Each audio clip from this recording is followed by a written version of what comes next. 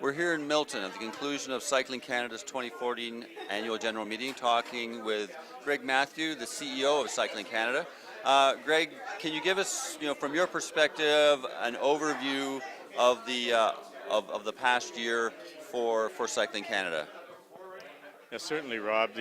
Probably the major things that have happened on the high performance side, we've had a very good year with 4 of the 5 cycling sports winning medals at the World Championships. That's due to the great work of the athletes, the coaching staff, and our high performance technical leadership under Jacques Landry. We also, in terms of our governance area, have taken a great deal of time to create new bylaws, create a new membership structure that complies with the new Not-for-Profit Act that we had to be in compliance with by October 1st. So this annual meeting that we're having this year in October will be the last time we'll be able to do the business part of our annual conference in October. We'll have to move it forward into September for the business part of the meeting, but we'll still have our annual conference at the end of October. Obviously, you're well aware of the consultation that was done into anti-doping. We worked with the Canadian Centre for Ethics in Sport to develop terms of reference to hire a firm to carry out an independent, confidential interviews with athletes who would come into the process anonymously and not be subject to any potential penalties or sanctions from the Canadian Centre for Ethics in Sport. So that process has taken us to this weekend, where we had a lot of discussion in our board and provincial territorial meetings about anti-doping, and there's a number of areas that we want to work in. Obviously, the Race Clean program, the anti-doping education is going to be the major part. One of the major findings of the consultation was that the athletes find the Canadian anti-doping program very hard to understand.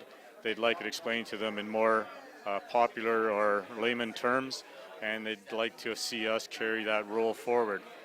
Responsibility-wise, with the new World Anti-Doping Code coming into effect on January 1st, we are responsible for creating the education and monitoring the education of the athletes that are even in the junior and under 23 age groups, whether they're on the national team or simply within what's called a national athlete pool. But of course, that becomes the provincial teams, the provincial Canada Games teams, so we have to work with the provinces to make sure that that entire national athlete pool is captured under this anti-doping education program that we're ramping up. So, there's the anti-doping program going on. This is sort of a very good time for Cycling Canada in the sense of some very strong results. Financially, the federation is in good shape, and then you're about to move into the Milton Velodrome and Pan Am Games next year in Canada. So it's looking to be a big year next year. There's a lot to look forward to, obviously.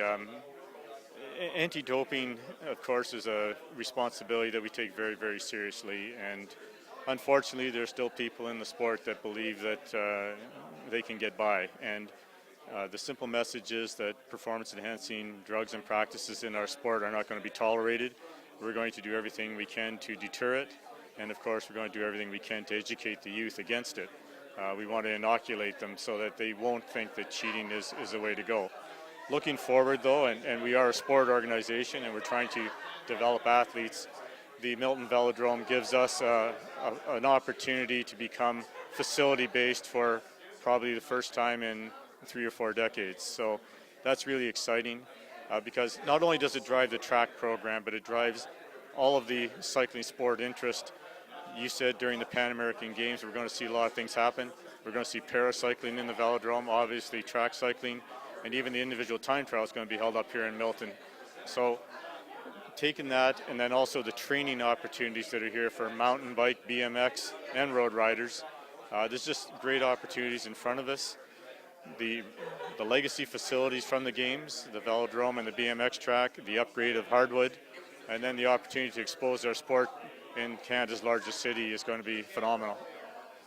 Well, thanks very much, and we look forward. I guess the next major thing we're going to be seeing is the national championships for track in the Velodrome at the beginning of the year.